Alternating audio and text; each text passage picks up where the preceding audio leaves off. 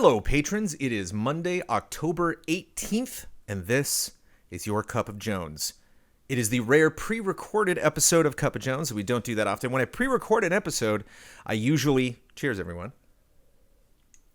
I usually will say, hey, I just wanted to let you know that it was a pre-recorded episode, and that's it. Today's going to be an editorial. We are going through business questions. I haven't done business questions in a week, in 2 weeks technically, and there aren't a ton, so I'm going to get through all of them now, and I'm going to talk about the incredible amount of things that we did this week. But just want to let you know, it is pre-recorded, so you got your audio and your video all in this post. This will be it. There will be no live Cup of Jones today because it is Amanda Troop's birthday. Happy birthday to Amanda Troop. I'm going to be spending time with my family today and with Amanda. And so wanted to get this pre-recorded for you, but wanted to take care of all of the things that we need to get done on Cup of Jones, which is letting you know the fun things we were doing this week, letting you know fun things that you can check out on our various channels, answering business questions, doing a little bit of an editorial, and then having a fun week. I'm going to be reviewing some stuff this week, actually. I'm going to be getting some editorial content done that you will see over the next couple weeks that I'm excited about. So you might not see me as much as you have been because I have been involved in many things. Last week's Cup of Jones was very strange. I was in the studio because we were getting construction done. We have had the repairs done to our parking lot, which is awesome. So we got our parking spaces back. We got chains up on the parking spaces, so people at nearby restaurants and other businesses will not be using our parking spaces. So we got those back. Feels good. But I was there for those purposes and because we're getting our roof repaired as well on Monday. Supposed to get both of those things done. Some of that's taking a little longer than expected. But I was in the studio and I'm like, I'll do Cup of Jones in the studio. I used the webcam mic, which is not always great. I had the mixer. I had Salad Mic right there, but was not linked up to it. And I thought it would work if I went live on YouTube. That didn't work, so I had to go live on Twitch. So last week was weird. Apologies for that. And this week is a little weird, but at least we're getting into business questions.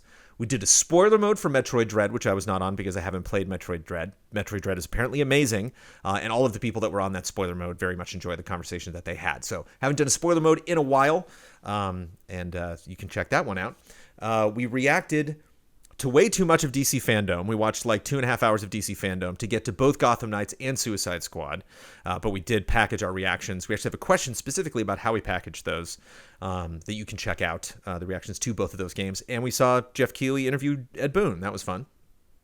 Blood and I reacted to Animal Crossing. That was the day before. That was Friday morning. And I'm on this week's, I actually just recorded it. I'm on this week's Friend Code talking about more Animal Crossing stuff. Cut Huber's review of Back 4 Blood. Did a Syndrome with Huber about Mass Effect 1. So I have worked on a lot of Huber projects recently. Damiani posted a sequel to his infamous review with Naoki Yoshida from Final Fantasy XIV called Nightmare Part 2.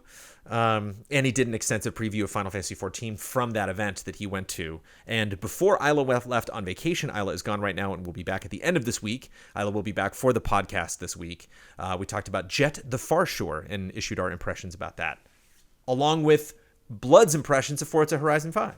So I did a lot of stuff. I was talking to Isla about Jet, talking to Bloodworth about Forza, talking to Huber about Mass Effect, talking to Damiani about Animal Crossing, and I was there for DC Fandom and cutting some stuff. So we'll be taking a little more time off this week. Not necessarily taking time off today for Amanda's birthday, but definitely going to be busy during regular Cup of Jones time. Let's take a look at the schedule provided for us by Daniel Bloodworth. Cup of Jones is happening right now. Trash Babies, new episode goes up today. Stream Team, which we have not locked down what game. I will not be on Stream Team this week, and they have not locked down specifically what game that will be. Sora will be in Smash Brothers as of Tuesday. We're going to be playing a ton of that Tuesday night. I may or may not, depending on if I am able to work on editorial content on Tuesday night. I may or may not be there for that group stream. Friend Code, the episode that we just recorded, will be on Wednesday. And Mike they're still narrowing down. I think Metroid Dread might have been one of those options, but they're still narrowing down specifically what they're going to be playing. The next Huber Syndrome will be with... that might be the one that I was in, sitting down talking to Huber about Mass Effect, or that one might have already gone up. I honestly don't know. I think it already went up. I saw the thumbnail. That's already gone up, so that'll be a different Syndrome on Thursday. And then Friday is a big deal. I know 3 people are already locked in for the stream. They can completely play that game with 3 people. I'm going to see if I can make time to be included, but I might not be there for this. But the Dark Pictures House of Ashes, also House of Asses. I'm sure asses are going to get kicked in that chapter. But that will be our full playthrough, the third time that we've done that, specifically with Dark Pictures.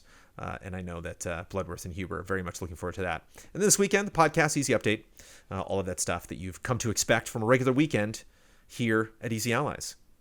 Now for a very smooth business questions transition, because I'm doing it in post. Business questions.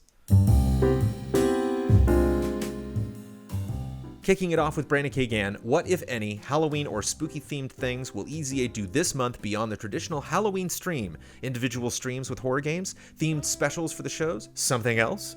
I've downloaded a bunch of games on my PlayStation 5 that are random horror games that I plan to play for like 5 seconds. I was thinking about maybe doing a like Halloween medley stream. I have a birthday stuff going on this week. Got the in-laws in town who are here to celebrate Amanda's birthday. Plus, I'm in a wedding near the end of the month, and so I got to deal with not only the wedding itself, but which is out of town, but bachelor party and a bunch of other stuff associated with that wedding. So if I can carve out some time, there's a mode in Plants vs. Zombies that I would love to stream closer to Halloween, and it'd be fun to kind of do a little grab bag medley fun thing. I just noticed there's a track in Hot Wheels Unleashed near the end where that's like haunted house themed, and I'm like, might be fun to just stream that. So I might jump on and do some things. We have had some, I think as I'm recording this, I think Brad is jumping on and streaming something. So it might be fun. We might be in the mood, Huber or Isla or some other people that take Halloween a little more seriously than some of the other allies. We might, but there's nothing I can officially tease. That's just stuff that I've wanted to do. But I will reach out to the other allies and let them know that stuff will generally be appreciated. And as much as I would love to do some the family channel or somebody does 30 days of Halloween. That's like their big thing that they do every year. I would love to just do Halloween stuff, but it is also review season. There's also other things going on that we got to account for. From Gladius Wing Zero, an interesting comment. Bit of a bummer, but if I'm being honest, I'm pretty disappointed by the lack of allies present during the final Smash reveal. The allies have been talking about the possibility of Sora in Smash for years, and it just felt like the guys most connected to this announcement, Brad, Ben, and Huber, missed out on a huge moment that could have blown it big. I get not getting up at 7 a.m. for every announcement, but I feel like the final Smash character deserves to be a priority for the company. Reactions aren't the content I care for, or the most high effort, but this is a rare moment where I felt pretty disappointed in the allies' reaction, a part of gaming history that 6 out of the 8 weren't there for. Not often we get called out on stuff like this. I'm sure a lot of times when we do Q&As and group streams and stuff like that, people I just talked about the schedule earlier where I was saying I might have to sit out the group stream this week. So I sympathize on the outside looking in, seeing that moment and thinking it's strange that even though it was early, that the allies are not getting it for that. I've gone through the schedule, and it's something that you don't see, and something I thought about doing an editorial on, looking back on like the week that was, and actually showing you like our Google Calendar, so you can see like when we shot stuff and when stuff was recorded, for edits. And while I can't account for Huber, I'm not going to throw Huber under the bus. Huber might have been tired that morning, and I know Huber, had syndrome a couple days later and had stuff to work on that week. Specifically, Ben and Brad had a gnarly week. That again was not. You saw a lot of the after effects of those things. But Ben was up at 8 a.m. on Monday. So this was on Tuesday, I believe, that the character was revealed. That Monday at 8 a.m., Ben was up for a 2.5-hour Battlefield preview that he then later recorded with Huber. And I believe they did that over Zoom, and then worked with an editor to put that up. That went up on Wednesday, and Ben. Or maybe that had gone up on Tuesday. And Ben was also reviewing Far Cry at the time, Far Cry 6. And that embargo was Wednesday morning at 4 a.m. I know because I cut that review and I was working with Bloodworth and Ben all night on Tuesday night. I got that script, I think, at 2:30 in the morning and then was up. I think I went to bed at like 10 and I was just up all night working on that review. So I know Ben was hustling to hit that embargo and we almost hit it. So there was a lot going on to that game. That was definitely Ben's priority. The day that those reactions went up, Brad shot Friend Code, Stream Team, Syndrome, Group Stream, and the preview of Final Fantasy XIV Endwalker. So and again, it's like only a couple of those you saw live when they happened. You didn't see the recording of Friend Code or Syndrome. You saw the Group Stream and you saw Stream Team, and you didn't see them record that Endwalker video. He literally did all of those things just back to back to back to back to back in the studio. So getting up at 7 a.m. that morning to do another thing, might have been something that he wanted to give himself the pass, even though obviously he would have been extremely excited about that. I had done Cuppa Jones, a community showcase the day before, and again, I'm not the biggest Smash fan. You specifically brought up Brad, Ben, and Huber, and Isla and Dawn. I don't think people were expecting to be there. And I just want to point out the syndrome that week was around those reactions. Brad was on the podcast and was able to talk about it. So a lot of there were lots of opportunities. Actually, I don't know if Brad was on the podcast that week, but I know that Brad was presented with many opportunities to talk about that. So when we weren't there for the reaction, I know sometimes it feels weird. Sometimes it feels like a lot of the other allies are snoozing. But trust me that Monday and Tuesday were very, very busy days for both Ben and Brad. So hopefully that perspective helps. Again, it's not, you can still be disappointed. I'm sure if you get that information, you'd be like, I still think you guys should have been there. Fair. But just know that, there's often a lot going on behind the scenes. Alexander Zarianov, I was planning to watch your DC fandom. You wrote fandom, or maybe Google autocorrected that. Fandom reactions later than usual, but it looks like you deleted the Steam archive, I assume for legal reasons. So I missed my chance. We did. There was just a lot of songs and a lot of stuff that we didn't need from that. Can you please give us a heads up when there's a good chance that a stream will not be available as a VOD for later viewing? Sure, and I put it in takeaways, and Blood did see this comment. This is a little tricky because a lot of times we don't know we're going to do that. And so the window for us informing people that something like that's going to happen before we delete it is very small. And it's not something we want to tweet, that we're like, hey, copyright infringement over at our Twitch channel, going once, going twice. So yeah, and like a Patreon post might be weird. That was something that we did talk about a lot while we were live. And I know a lot of people, again, through the time zones are just generally necessarily aren't interested to see it in the moment, are going to take work off or not work on something. We don't know in the moment when those things are generally going to happen. So that was a unusual case, but that might be something we can do in the future. It just, that stuff can get kind of tricky with scheduling. Shannon Khalid, with Halloween coming up, I was wondering, what are your top 5 favorite candies? Mellow cream pumpkins and candy corn. I'll put them in the same thing. Sour cherry balls. Some companies call them sour cherry balls. They're basically just little sour cherries. There's also, you'll see in some candy stores, they'll have like lemon and orange, and they're all kind of mixed together. Just the cherry ones. The cherry ones I'm a fan of.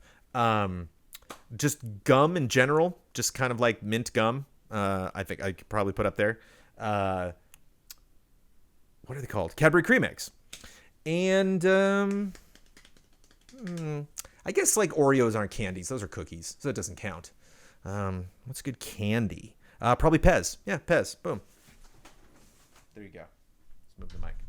Those guys. I like those. Those are fun. There we go. I did it. From Bottlelight. There was a tier list stream this week, and honestly, I can't stay quiet this time. Please explain why you vaulted Hurt Me Daddy. I just can't understand. I mean, I think they vaulted it, and I was happy that they vaulted it. For those that don't know, I guess we can throw in some context here. On one of the Easy Allies podcasts, we were talking about Doom difficulties. There is a Doom difficulty called Hurt Me Plenty. Daddy gets factored in like one of the earlier difficulties or something. And so I was combining two things in my brain, and it seemed very shocking and very unusual that would come out, that they would have a mode called that. And it was just bizarre in a wonderful way that like my brain tends to do sometimes, anime books and otherwise. And so I can see it's funny in that regard. You have to understand why Hurt Me Daddy might not be something that me with a 2-year-old, the phrase hurt me daddy is not something I enjoy or find funny. It's just not. I would love to join you. I'd love to be there. And I get that sometimes a joke happens in our community and does not happen internally here at Easy Allies. And the community's like, man, why don't they find that funny? And we're just like, oh, we don't, but you can find it funny. That's fine.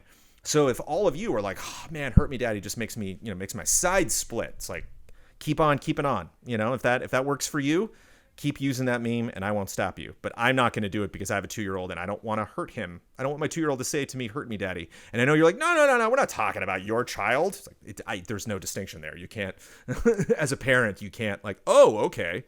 Well, when you said that, now I'm not worried about my child being injured, or worried about when I pick him up and spin him around, I don't want to break your wrists, dude. I hope you can handle this. Like me, just kind of swinging you back and forth.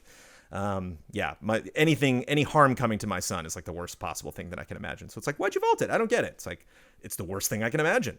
Does not enter into the realm of comedy for me. It's not a thing. Nor is general parental abuse in general. Dads hurting kids. There's not a lot of comedy potential there for me. I don't know. For some other people, it might be the funniest damn thing you've ever heard. I think of Jones hurting kids. Or it's like, I think of Jones not knowing classic first-person shooter difficulty options. What an idiot! I don't know I don't know exactly where the comedy is. That's just not something I super enjoy. Musical theater jokes, however, oof, all day. Asbo Zapruder. Yeah, but really though, I mean, really? But if Easy Allies were to dress up in costumes, would they go for Fool and King, Ghoul and Goose, Ace of Hearts, or Face of Clown? ETA, hashtag justice for A Bug's Life. Bug's Life is a great movie. Among other animated films, it's better than. But among Pixar movies, it's not. Bug's Life being on the same tier as The Incredibles, that's a conversation we could have. I'd be curious to have that conversation. Maybe Cuppa Jones is not the place for it. We should talk about outfits, though. Actually, my favorite costume that I want to wear, if I could spend $1 million on a costume, I would want a really cool light up Green Lantern outfit where like the visor lights up on the inside and the ring lights up. Maybe make some sound effects. But just something that's fitted to me and something I can just hit the gym and look really good for Halloween and go as Hal Jordan. And that's green and black. So green and black works. It's good colors, green and black. I think that would be fun for a Green Lantern costume. Flash of mauve and a splash of puce could also work. Obviously, Green Lantern doesn't wear those colors, but that could be on a dress or something. I don't know. Could work. There's a lot of different ways we could go. Fool and King would be fun. Face of Clown is a definite no. Out of all of those, I think or Ghoul and Goose. Geese are hot right now. But I think Fool and King. Let's just go with that. Takeaways, give us a heads up for an archive deletion on Twitch if you can. If we can.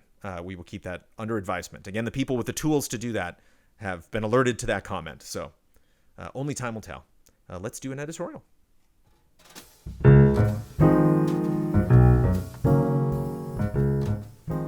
Today is the birthday of my lovely wife, Amanda Troop. We have been together for a long time. She's been involved in Easy Ally since the very beginning.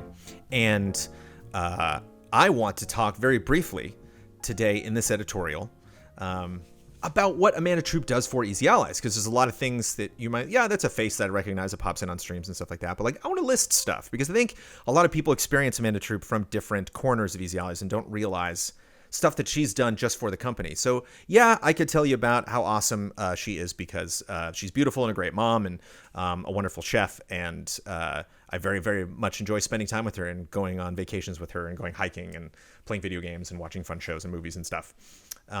But specifically in the interest of this business, in the interest of helping us, all of the allies, produce value for our community, I feel over the years, she's done quite a lot. So kudos to Amanda Troop for, at the very top of the list, of course, Box Peak. My wife is a very talented voice actor and did not get paid to do Box Peak. So go back and you watch that show. And obviously, Jodie Defective is, Emmy worthy, but at the same time, a streamy at least. But I believe every single female character on that show that was animated, she did the voice for. So shout out for her performance on that. Amanda's helped out a lot in our events or anniversary concerts that we have done in the past. Granted, we've not done one in a while, may not do one for the foreseeable future, but she did help out with a lot of that stuff. Shout out to Jessica Lynn Verdi, who is on Ripley with Amanda. And Amanda has gotten help from a lot of her coworkers that have helped out with Easy Ally stuff over the years. Fiasconauts and the occasional spoiler mode, but she definitely was on a lot of memorable episodes of Fiasconauts, a couple that I wasn't on. I think there's some fun Amanda Troop stories out there that I had absolutely nothing to do with that you can go enjoy. Back in the garage, Amanda would make regular appearances on our group streams. So if you've just been following us ever since we got into the studio, it'd be fun to maybe go back and look at some of those group streams and see Amanda, the Halloweens. And I remember when Damiani went through like his whole Dragon Ball recap. I think she was there. I think she was in the room for that.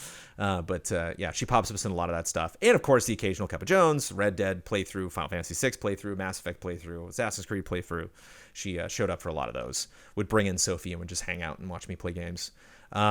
Something that we don't talk a lot about that you might not know, Amanda's very involved in Easy Allies finances because for a long time, Easy Allies finances were very tied to my finances. You know, that us paying for mortgage, was funding Easy Allies in a sense because we were working out of the garage, and she was very much involved in payroll because she was very involved in our finances. And so a lot of times when she was working on something, she's just like, well, I got to handle our finances. So, she would just be like, I pay the Allies. And I'm like, oh, thanks.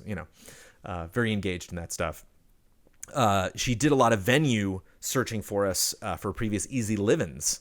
I remember the first Easy Live-in, she was, I think, found the place we were originally going to go, and then when that fell through, found a second place for us. And she's been, Amanda's very good at finding good restaurants and finding good places for various, commercial resources. She's very good at sniffing out good companies and knowing good places to go for that stuff. And of course, moral support. I don't know if any of the other allies have felt that moral support, but me certainly. Over the years, there's been lots of stressful moments and lots of things that I would not at all been able to do to the best of my ability without my rock, my wonderful Amanda, who I love so much, who I wake up next to every day with a smile on my face because she is so damn fun and has been just wonderful. She's been on a roller coaster ride starting since almost we first met. I mean, I started Game Trailers and then like a year and a half later met her. And so when she met me and was like, hi, I'm an actor. I'm like, hi, I work for a video game website. We were both like, good luck. We'll see how that goes. She's done a great job. It's been very fascinating following her career, but specifically the work that she's done with Easy Allies has been such a big help. So, hey, thanks a lot, Amanda.